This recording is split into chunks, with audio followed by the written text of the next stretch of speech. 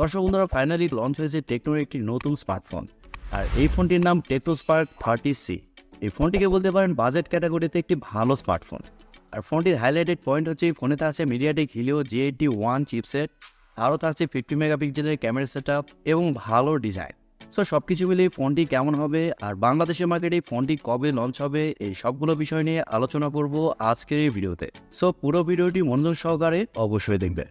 প্রথমে যদি এই ফোনটির ডিজাইন এবং বিল্ড কোয়ালিটি নিয়ে কথা বলি, তাহলে এই ফোনটির ব্যাক সাইড এবং ফ্রেমে থাকছে প্লাস্টিক, তবে ব্যাক সাইডে থাকছে গ্লসি ফিনিশিং।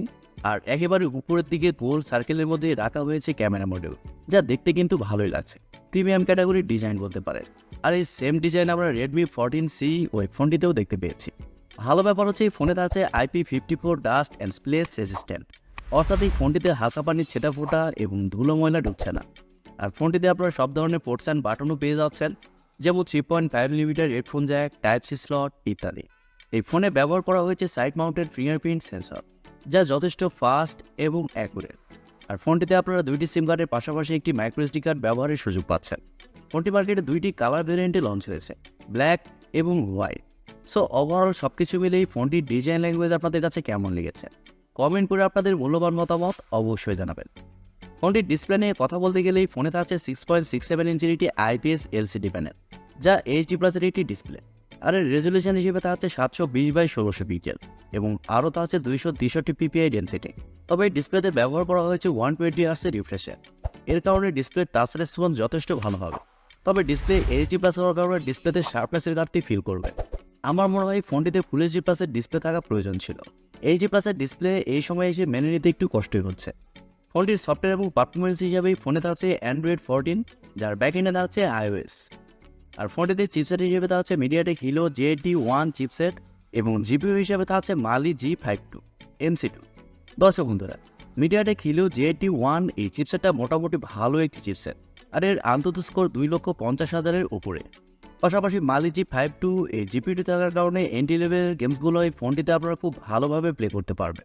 ফ্রি ফায়ারের মতো গেমসগুলো ইজিলি প্লে করতে পারবে। তবে পাবজির মতো গেমসগুলো মিডিয়াম সেটিংসে খেলতে গেলে ল্যাগ বা ফ্রেম ড্রপ কিছু ক্ষেত্রে ফিল করবেন। এছাড়া মাল্টিটাস্কিং সহ অন্যান্য কাজ আবার ফোনটিতে খুব ভালোভাবে করতে পারবেন। এই ফোনটির ক্যামেরা সেকশন নিয়ে যদি আমরা কথা বলি, তাহলে এই ফোনটির ব্যাক সাইডে থাকছে দুইটি ক্যামেরা, যার মেইন সেন্সর হিসেবে থাকছে 50 মেগাপিক্সেলের একটি ওয়াইড সেন্সর এবং সেকেন্ডে থাকছে XLR সেন্সর। আর ব্যাক ক্যামেরার ফিচার হিসেবে থাকছে LED ফ্ল্যাশ এবং HDR। তবে ব্যাক ক্যামেরাতে আপনারা শুধুমাত্র 1080pতেই শ্যুট করতে পারছেন, তাও আবার 30 fps। আর ফোনটিতে সেলফি ক্যামেরা হিসেবে থাকছে 8 মেগাপিক্সেলের সেলফি ক্যামেরা। এই ফোনটিতে আপনারা ওয়াইফাই, ব্লুটুথ, GPS এর মতো আরও অনেক ফিচার পেয়ে যাচ্ছেন। আরও থাকছে স্টেরিও স্পিকার্স। ফোনটির ব্যাটারি এবং চার্জার নিয়ে কথা বলতে গেলে এই ফোনে থাকছে 5000 mAh একটি ব্যাটারি, সাথে থাকছে 18 ওয়াটের একটি চার্জার। আর নর্মাল ইউজে ফোনটি আপনাকে 1.5 দিনের মতো ব্যাটারি ব্যাকআপ দিবে।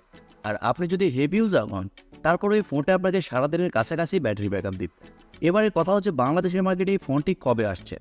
দর্শক বন্ধুরা, টেকনো বাংলাদেশের মার্কেটে এই ফোনটি এই মাসের শেষের দিকে অফিসিয়ালি লঞ্চ করতে পারে। আর দেশের বাজারে এই ফোনটির প্রাইস হতে পারে 12 থেকে 13,000 টাকা। এর উপরে যদি প্রাইস হয়, সেক্ষেত্রে আমার মনে হয় ফোনটিকে অ্যাভয়েড করা উচিত, কারণ এই ফোনটিতে থাকছে HD+ এর ডিসপ্লে। সো দর্শক বন্ধুরা, আশা করছি ভিডিওটি আপনাদের কাছে ভালো লেগেছে। সো সবাই অনেক অনেক ভালো থাকবেন, সুস্থ থাকবেন। খোদা হাফেজ।